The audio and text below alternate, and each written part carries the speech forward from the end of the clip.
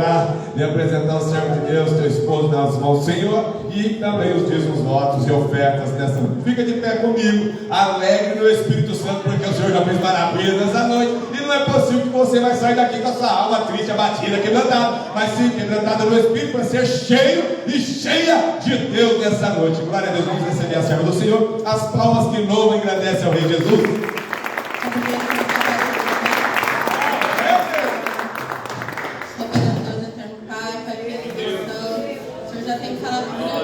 Pai querido, neste lugar, Senhor. Pai querido, eu não sei como cada um chegou aqui, Pai. Vai visitando a cada um, Senhor, eu não sei como ele chegou aqui, mas o Senhor sabe. O Senhor conhece o profundo oculto escondido. O Senhor é aquele, Pai querido, que antes de chegar já estava aqui. Então, Pai querido, abre o céu sobre este lugar. O Senhor já nos abençoa com a tua presença. Continue falando com cada um, Pai querido, conforme o teu querer a tua vontade. Abençoe os ofertantes, os dizimistas. Em nome de Jesus, abençoe, Pai querido, lá de cada um, Senhor. Visita cada coração, Pai querido, derrama a tua bênção, porque somos necessitados. Somos dependentes, Pai querido, da tua presença. Pai querido, somos dependentes da tua graça, Senhor. Sem ti não somos nada, Pai querido. Renova, restaura, Pai querido, os preleitores dessa noite, Pai, que não seja ele, mas seja o teu Espírito Santo, porque como foi falado ontem, estamos pós, somos barro, Pai querido, e precisamos ser moldados, Senhor. Em nome de Jesus, molde, nos capacite, Pai querido, porque queremos ser dependentes de ti a cada dia, Senhor.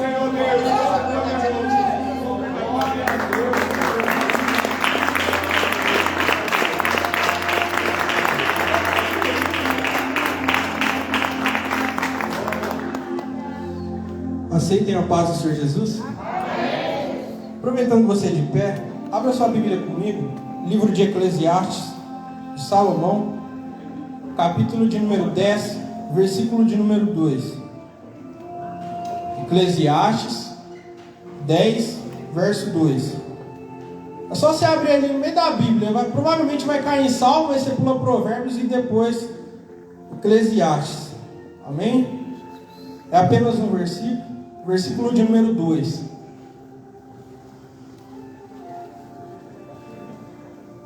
Amém? Amém? Diz assim a palavra do Senhor: o coração do sábio se inclina para a direita. O coração do sábio se inclina para a direita. Mas o coração do tolo ou do louco para a esquerda. Pode tomar seu assento, em nome de Jesus. O Pai tem falado desde o início do culto, tem confirmado a sua palavra. E essa mensagem, como disse o nosso presbítero Elias, professor da escola teológica, falando sobre a carta de Paulo aos Coríntios 12, quando ele veio trazer a palavra, ele expressou muito bem que era uma palavra encomendada. E essa eu vou fazer dele as minhas palavras. Por quê? Porque o título de hoje, irmã Diaconisa Sueli, é um tema polêmico. Mas perceba e esvazie sua mente de tudo que você já ouviu a respeito desse assunto até hoje. Um assunto polêmico, mas que a gente vai analisar ele à luz das Escrituras. E o título que eu quero trazer hoje para essa mensagem é o cristão e a política. O deputado Nicolas Ferreira, ele lançou um livro com esse título, mas você fica tranquilo, não tem nada a ver com isso. Não tem nada a ver com isso, e eu vou te provar, não por mim, mas pelo Espírito Santo de Deus, que tem como você ver esse assunto, falar sobre esse assunto, sem precisar discutir com ninguém, sem precisar se desentender com ninguém, perder tua paz, sem precisar citar nome de A ou de B, porque nós vamos ver a luz das Escrituras. E o pastor começou no início do culto lendo Deuteronômio 30. Eis que vos proponho a bênção e a maldição, a vida e a morte. E ele confirmou também na quinta-feira, quando ele mandou o versículo diário. Não sei se os irmãos lembram, ele mandou o Salmo 33, verso 12, se não me engano. E está aqui, eu ainda falei para o nosso obreiro, Deus te deu uma pitadinha aí. Mas vamos lá que o tempo é curto. E eu não posso me delongar. Esse termo, essa palavra política vai surgir no Império Grego. Vai surgir lá junto com os gregos. Tá? Todos os grandes impérios, eles deixaram um grande legado para a sociedade. O Império Romano, de Acolisa Natalice, por exemplo, deixou o legado do quê? Do direito. O legado do direito se atribui principalmente aos romanos. Embora o maior erro judiciário seja da história, se atribui a eles. Os gregos, além da ciência do conhecimento, a política. E a gente vai ver por quê. E entre outros impérios aí deixaram um legado. E essa palavra surgiu lá junto dos gregos. Por quê? Porque político hoje pra gente é aquele personagem, aquela pessoa que faz a gestão pública. Amém? Vocês estão comigo? Eu preciso que você mantenha contato comigo. O político hoje pra gente é aquele que faz a gestão pública. Só que a política, o conceito original, a ideia original dessa palavra não surgiu como a gente conhece hoje. Então, para a gente ver a luz das Escrituras, o que a gente precisa fazer? A gente precisa voltar na origem, quando começou. E aqui eu quero te falar em dias aproximados onde viveu o apóstolo Paulo. O apóstolo Paulo, ele viveu nesses dias. Muito provavelmente ele falava grego por isso. Era o inglês da época. E por que a política surgiu na Grécia? Porque era o seguinte: os pobres, a classe menor, não tinha acesso à educação. Uma Alessandra, não tinha. Para você ter acesso à educação, a aprender as ciências, você precisava ou ser filho de militar, ou precisava ter dinheiro.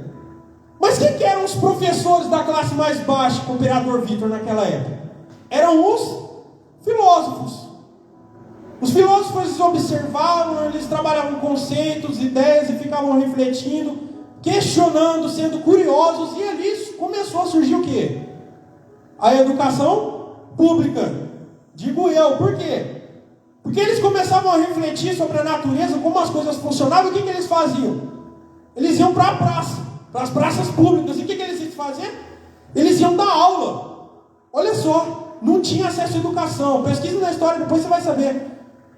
Eles não tinham acesso à educação. O que os filósofos faziam? Eles iam na praça. Ei, vem cá. Pegavam, vamos supor que pegavam uma meia dúzia. Você sabe como é que funciona a natureza?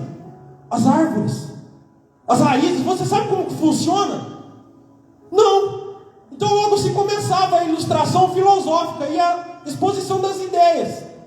E assim começava a surgir um conglomerado de pessoas, uma escola pública, ao ar livre. E a Bíblia vai dizer muito bem, no livro de Atos no capítulo 18, que Paulo ele vai pregar onde? Quando ele vai para a Grécia, para Atenas, ele vai pregar onde? No Areópago. O que era o Areópago? Era uma espécie de um estádio público. Mário, vocês estão me entendendo? Política não é a gestão pública que a gente conhece hoje. O termo original de política é o que eles faziam, o que os filósofos faziam. E o que eles faziam, pastor? Eles exerciam influência. Presta bem atenção, porque esse título comigo e com você está tudo relacionado. Agora você não pode não estar pegando, mas você vai pegar. Política não é gestão pública, é exercer influência. E os maiores políticos que Deus chamou na face dessa terra, aleluia, e a igreja, somos eu e você. Eu e você que Ele chamou para exercer influência nessa terra. Aleluia. A Bíblia vai dizer que Ele chama o homem, Abraão, vou fazer de ti uma grande nação, para que essa nação seja um modelo de nação para as demais. Minhas palavras. E o que vai acontecer? Israel, infelizmente, se desvia, vai para o cativeiro, crucifica o Cristo, a porta da graça é aberta. Quem são os novos políticos? Quem são os novos influenciadores da terra? É a igreja. Somos eu e você. Você está começando a entender? Política não é gestão pública. Política é exercer influência. E Deus te chamou para ser político do reino. Aleluia. Deus te chamou como funcionário público do reino do céu. Aleluia. Meu Deus. Ah, Pai. Ele chamou a mim e a você para ser trabalhador do reino. Para quê? Para exercer influências que estão à nossa volta. Isso é política. Por isso o título de hoje é O Cristão e a Política. Não tem nada a ver talvez com o que você pensou a hora que eu falei o título. Não tem nada a ver, porque a gente vai ver a luz das Escrituras. Mas por que a política é necessária? Porque se trata de decisões. Amém? Decisões que são tomadas por um povo. E a gente vai começar a entender o que a Bíblia fala sobre política. E aí está o versículo que o pastor mandou na quinta-feira, que é o que? Salmo 33, verso 12. Feliz a nação cujo Deus é o Senhor. Felipe, não entendi. O que a Bíblia diz sobre política? Primeiramente, a nação precisa de Deus. Glória! Aleluia! A nação precisa de Deus. E eu sou um dos que creem no último avivamento. Vai acontecer nessa nação que nós vivemos. Glória! Eu acredito veementemente nisso. E o que a Bíblia diz sobre política? Que a nação precisa de Deus. O povo precisa de Deus. Meu querido, minha querida. Por quê? Aleluia! Porque sem Deus as opressões aumentam. Porque sem Deus a vida para mim e para você fica difícil. Imagina se a nação toda tivesse seu coração voltado para Deus. Não teria maldição, não teria pobreza, não teria fome. Por quê? Porque ainda que não tivesse dinheiro suficiente para alimentar todo mundo. Ou melhor, nós temos, mas não é bem distribuído. Mas ainda que não tivesse recurso suficiente, um ao outro ajudou e disse ao teu irmão o quê? Esforça-te. O que isso significa? Mesmo que não tivesse dinheiro, condição. Eu tenho um pouquinho, eu dou pro Myron. Eu não tenho, está faltando para mim. O pastor vem e me dá. Se a nação tivesse Deus no coração, aleluia, a gente não precisaria ficar dependendo de migalha de político. Não precisaria. Então é isso que quer dizer o cristão e a política. A nação precisa de Deus. E quem que são os políticos do reino para anunciar que o povo precisa de Deus? Somos eu e você. Aleluia. Somos eu e você. A nação precisa de Deus. Aleluia. Segundo ponto, o Senhor vai nos dizer em Isaías capítulo 41, verso 13: o Senhor teu Deus te tomo pela tua mão direita e te ajudo. Se a nação tivesse Deus no coração, ela pegaria na mão de Deus e Deus a ajudaria a sair do fundo do poço. É por isso que Ele chamou a mim e a você como servos do reino. Segundo ponto, a nação precisa de um líder. Lembra quando Israel pediu a Deus um rei e foi dado Saul? Começou bem, e os irmãos conhecem a história? A nação precisa de um líder. Mas qual precisa ser a posição desse líder? Veja bem, a Bíblia não te fala qual político escolher, mas ela te dá um horizonte. A nação precisa de um líder, amém? Como precisa ser esse líder? Provérbios, capítulo de número 11, verso 14. A palavra diz assim: não havendo sábia direção, o povo cai ou perece, mas na multidão de conselhos há segurança. Por que a nação precisa de um líder sábio?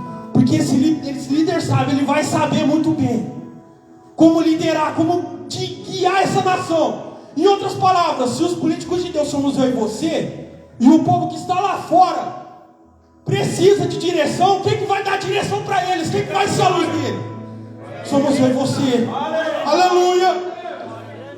Jesus disse em João capítulo 8, verso 12: eu sou a luz do mundo, quem me segue não andará nas trevas, mas terá a luz da vida. E quem que vai fazer essa luz conhecida? Somos eu e você, somos as luzes filhas. Ele é a luz pai, amém? E nós as luzes filhas, é isso que a gente precisa entender. Precisa começar a criar essa consciência. Aleluia. Meu Deus. Terceiro ponto, não precisa ser só sábio. O que mais? Precisa ser honesto. O que é honestidade? Fala de retidão de caráter. Aquilo que ele é na tua frente, ele é nas suas costas. Por isso que um cristão precisa ser honesto. Por quê? Porque a nação, veja bem, eu e você, como políticos do reino de Deus, lá fora, eles precisam de um líder sábio, eu e você precisamos ter sabedoria e precisamos ser honestos. Por quê? Olha o que a Bíblia vai dizer também aqui no livro de Provérbios.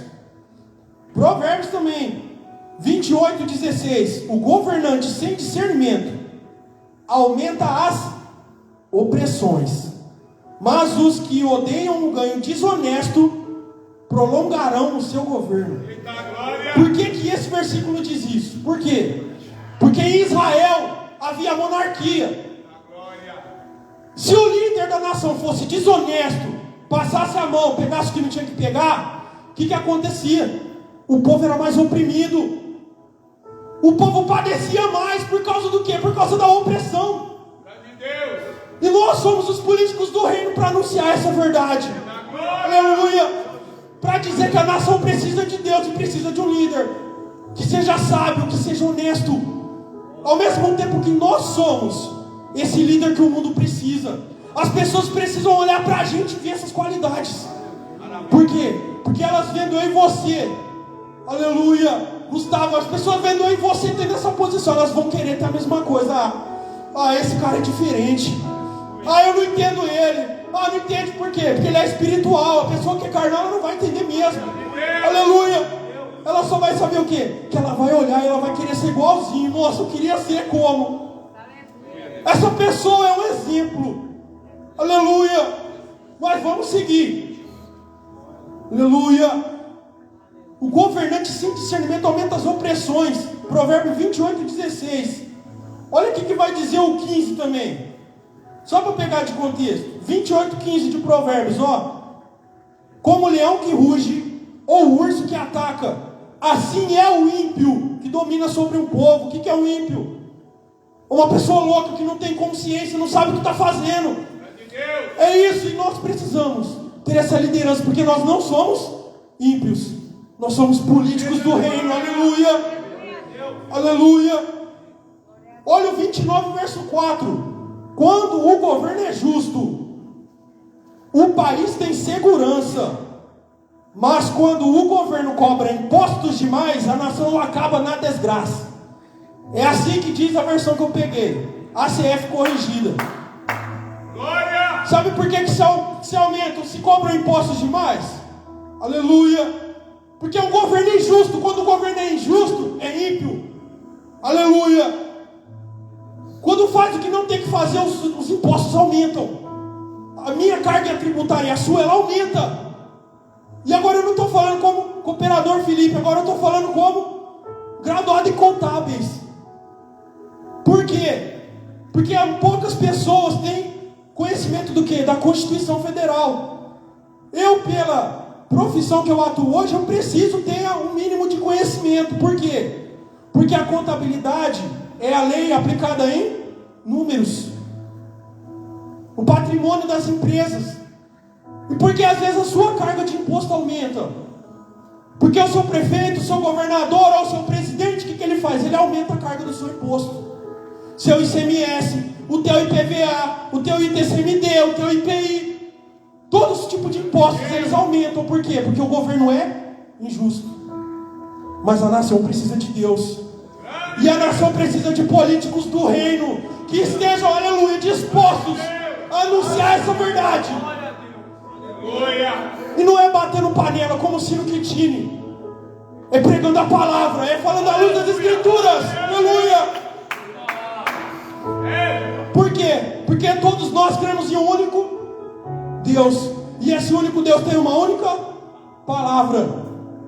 Sem diferença. Se todos creem no único Deus, esse Deus só tem uma palavra, então é aqui que a gente tem que falar. Nossa forma de linguagem tem que ser essa.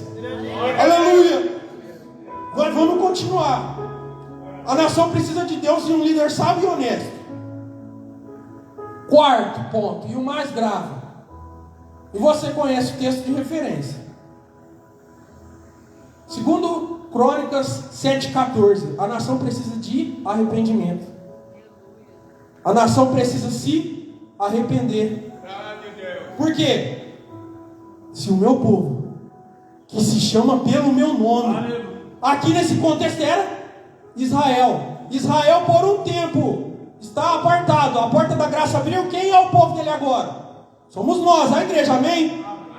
que se chama pelo meu nome, se humilhar, orar, me buscar e se converter dos seus maus caminhos, então eu ouvirei dos céus, perdoarei os teus pecados e sararei a sua terra. Aleluia, aleluia. A nação precisa de Deus, precisa de um bom líder e precisa de arrependimento. Por quê? Olha Provérbios também. Salomão, ele é enfático, ele é direto. Olha aqui, ó. Por que a nação precisa se arrepender, Felipe? Por quê? É porque ela precisa ser cristã, acreditar em Deus? Não é só isso. Olha o que diz o Provérbio 28:2. Os pecados de uma nação fazem mudar sempre os seus governantes. Por que os nossos governantes sempre mudam suas posições, as suas palavras? Por quê? Não sou eu que estou dizendo, são as escrituras. E eu não estou pegando só um versículo isolado, não. A gente está pegando num tema e está vendo que os textos estão se encaixando. Por quê? Por quê? Aleluia. Por quê? Porque os pecados da nação fazem o líder mudar seu coração. Quanto maior os pecados da nação, mais volátil vai ser o coração de quem? Do líder. E é por isso que a nação precisa de Deus, eu e você. Por quê? Para que o coração dos nossos governantes ele não mude. Para que o nosso coração não mude, a gente vai estar intercedendo por eles, por nós. E Deus nos levantou para quê? Para ser político do reino. Político não é o gestor público, é aquele que causa influência. Aleluia. É aquele que está como Paulo e Silas na prisão. Aleluia. Está como Paulo e Silas na prisão, está encarcerado, está preso, no meio de um monte de preso, e começa a adorar, louvar a Deus, a terra treme. É esse tipo de político que Deus chama. É esse tipo, aleluia.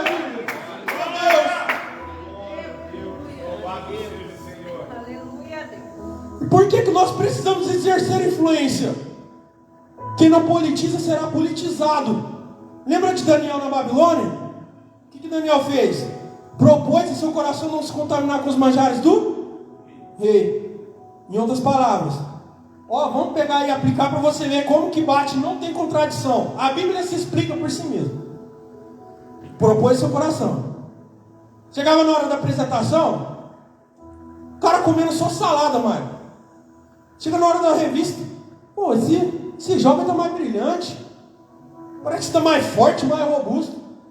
E os outros bebendo do vinho, comendo do manjar, comendo da carne, comendo tudo do rei. E Daniel em consagração. O que aconteceu com ele na Babilônia? A Babilônia influenciou ele ou ele foi um influenciador?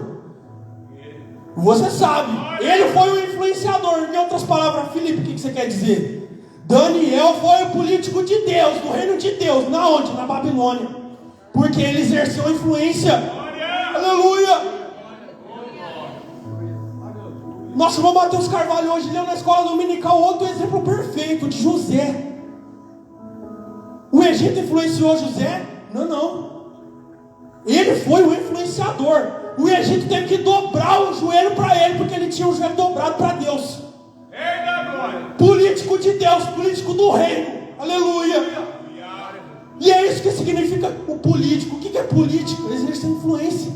É isso que os filósofos faziam. Eles pegavam e ensinavam e exerciam influência. Vocês estão me entendendo?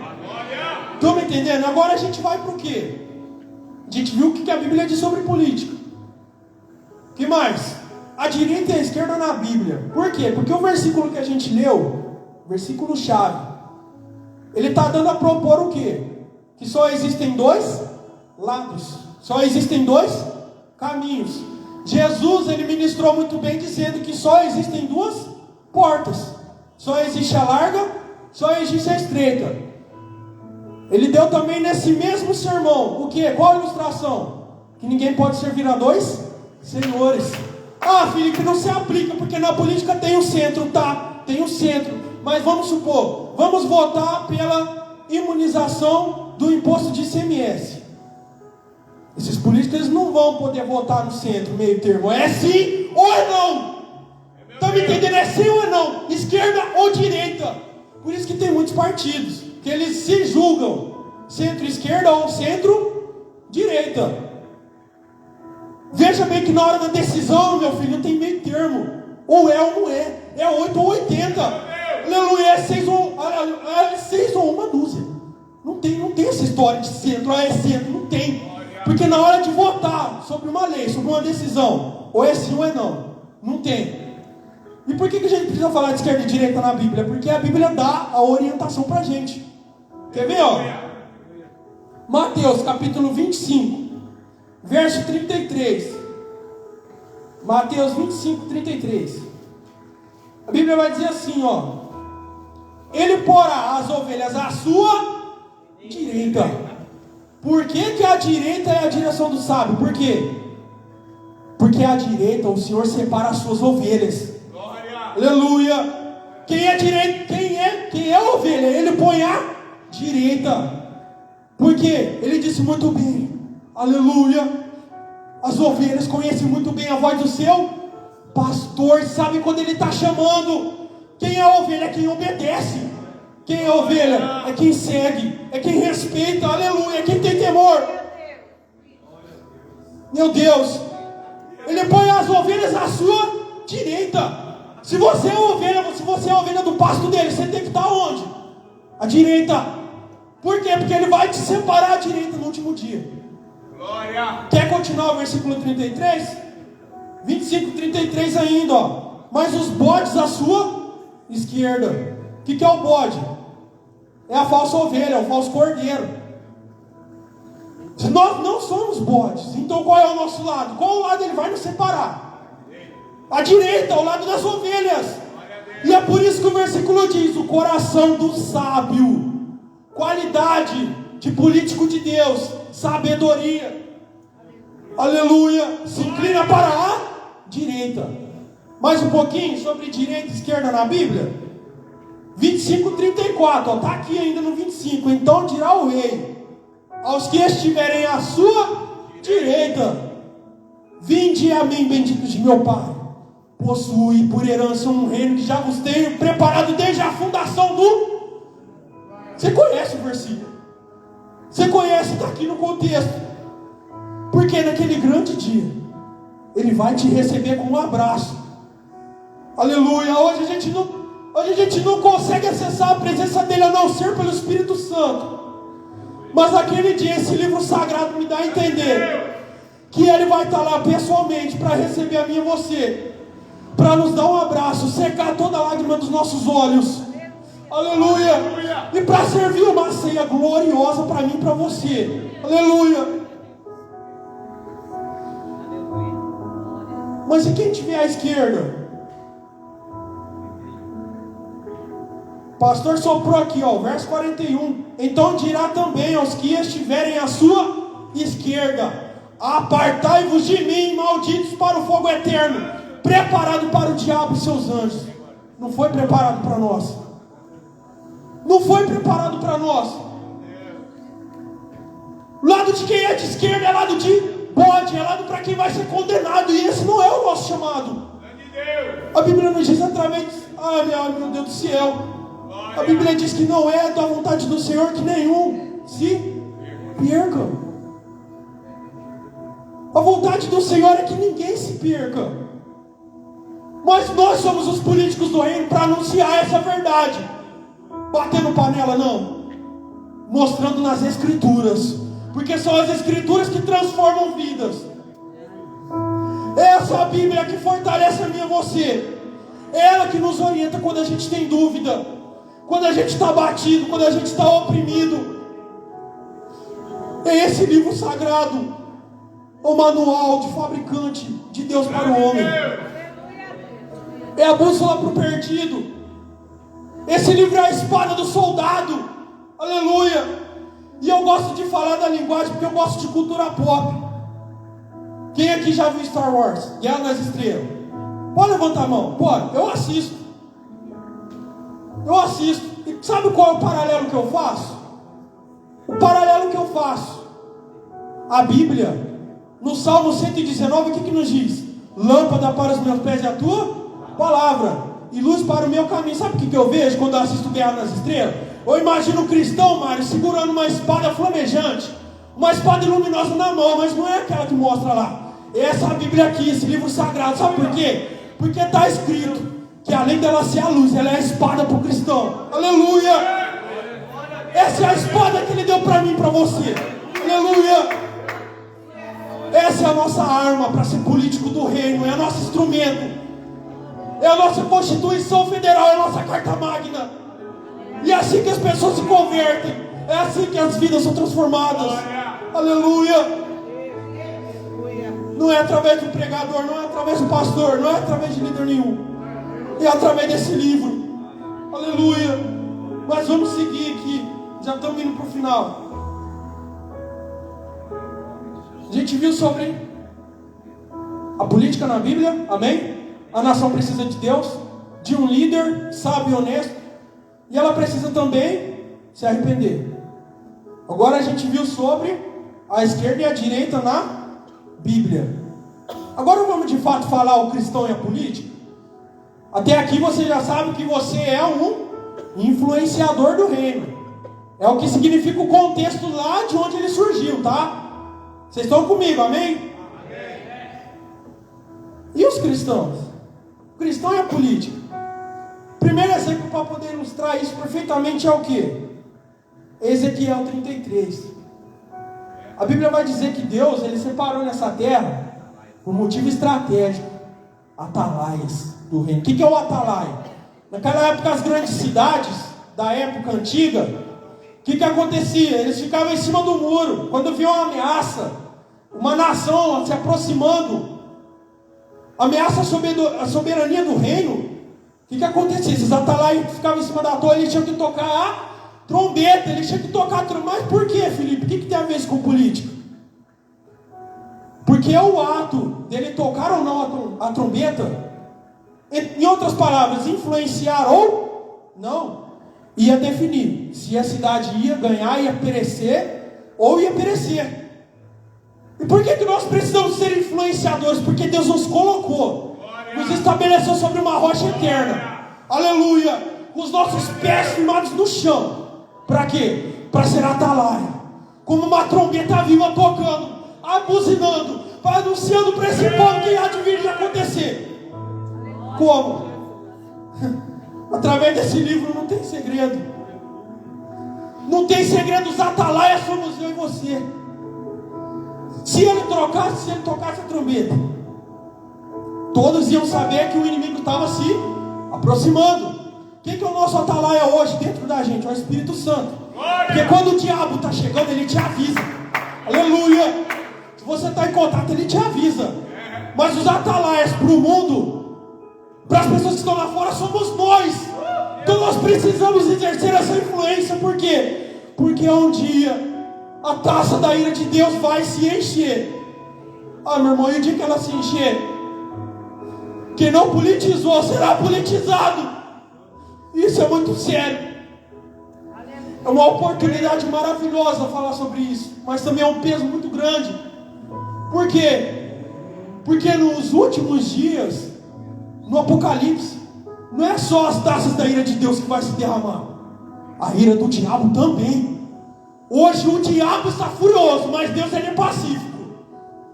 O dia que a taça da ira de Deus se encher e se derramar sobre essa terra, aí sim a gente está perdido. Quem ficar está perdido. Por quê? Porque quando ela se encher, imagina as duas iras caírem no mesmo tempo. O povo não vai suportar. O livro de Apocalipse diz que as pessoas vão querer que os montes caiam sobre elas, mas não vai ter morte. A Bíblia diz que essas pessoas elas vão se lançar do mar abaixo, mas não vão morrer. O espírito da morte vai ser tirado. Vão vir espécies de besta para poder afligir essa terra. Se você não assistiu ainda os remanescentes, assista. Aquilo é uma verdade. E toda a descrição apocalíptica que está aqui é verdade, mas ainda não se cumpriu. Por quê, Felipe? Porque nós estamos na 77ª semana de Daniel. Nós estamos na última semana. Por isso o pastor disse o que está escrito em Hebreus: portanto, se ouvirdes hoje a voz do Senhor, não endureça teu coração, porque um dia a taça da ira dele vai ser cheia. As 7 taças, elas vão se encher, vão se derramar. Mas nós somos os atalaias, amém? Nós precisamos anunciar essas verdades.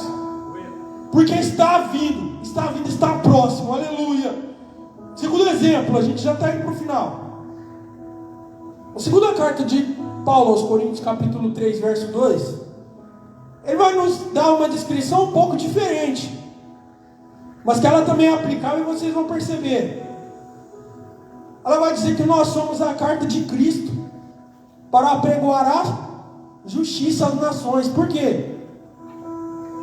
Porque a cédula que era contra nós, que nos condenava, a nota promissória, sabe o que é nota promissória? Cheque. A nota promissória que era contra nós, aleluia, acusando a dívida que nós tínhamos, ela foi paga, foi rasgada. E ele ainda, meu Deus, e ele ainda deixou o Espírito Santo ainda de, meu Deus, ele ainda deixou o Espírito Santo de garantia que ele vai voltar. O penhor, ele deixou, é a garantia, o Espírito Santo, então ele vem. Aleluia, ainda diz que os homens digam que está tarde, que não vem, que já passou, já era para ter vindo, mas ele sabe a hora, ele sabe a hora e ele vem. E quem é a carta de justiça para pregoar para todas essas nações que ele vem? Somos eu e você. Aleluia, por quê? Porque a cédula que era contra nós foi rasgada. A gente precisa, como carta viva de Deus, ser enviada para os outros. Para quê? Para que eles leiam essa carta, para que eles vejam, caiam em si e tenham consciência de que o que Deus fala é sério. E é isso que quer dizer, nós somos a carta de Cristo, escrita pelas mãos de Deus, escrita pela tinta da história de Jesus, num papel em branco, com o Espírito Santo na nossa vida. Aleluia. E o último exemplo, o cristão e a política. Quando você lembrar desse título, dessa palavra, se lembre, você é político do reino, você é um influenciador, que Deus chamou do reino dele para poder influenciar essa terra. O último exemplo é o exemplo máximo. Melhor do que esse não tem. Aleluia, meu Senhor.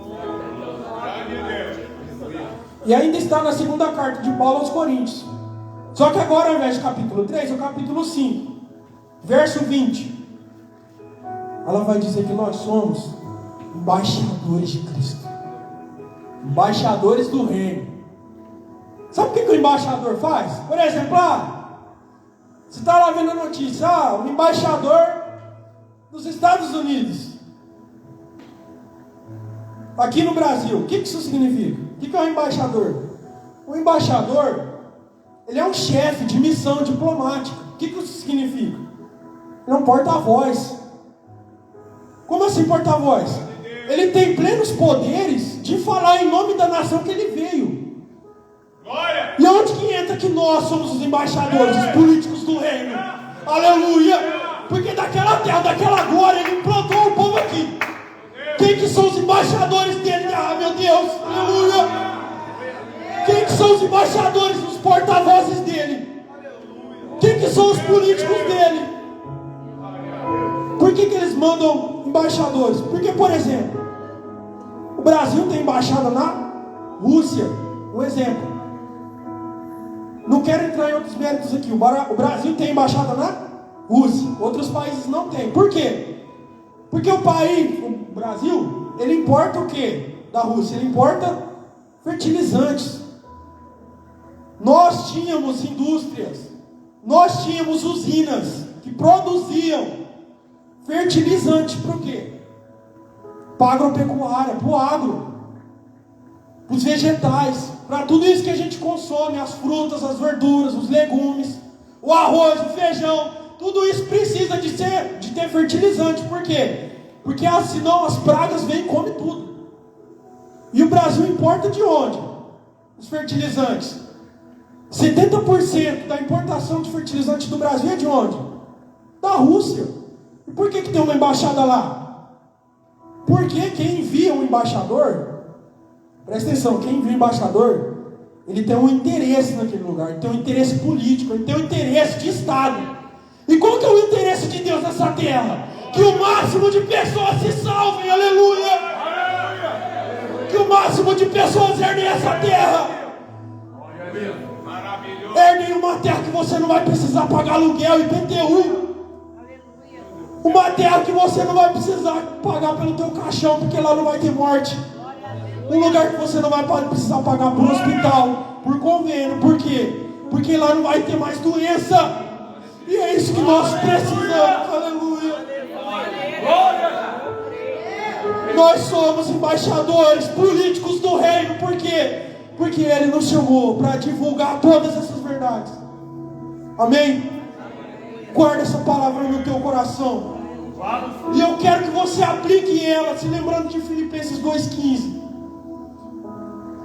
Tenho-vos dito isso para que sejais irrepreensíveis no meio de uma geração corrompida e perversa. Mas tem um porém, mas tem uma vírgula aí. Entre a qual resplandeceis como astro no mundo. Deus colocou um ponto de referência, um ponto de iluminação de referência para esse mundo. Quem é? Somos eu e você. Amém? Amém? Você é um político do reino. Guarde essa palavra no seu coração. Só as palmas que louvamos a Deus.